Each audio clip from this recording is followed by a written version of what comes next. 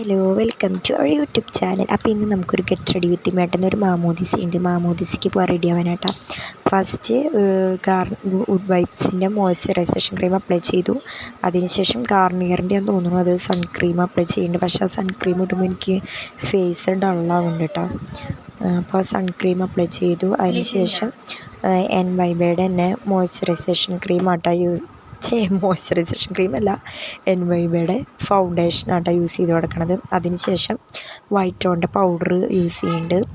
പിന്നെ NYBയുടെ തന്നെ post cream, കൺമഷി, ഐലൈനർ, പിന്നെ മസ്കാര ഇട്ട് കൊടുക്കുന്നുണ്ട്. പിന്നെ എന്താ പറയുക, സ്ട്രൈറ്റ്നർ വെച്ചിട്ട് മുടി സ്ട്രൈറ്റ് ചെയ്ത് കൊടുക്കുന്നുണ്ട് കേട്ടോ.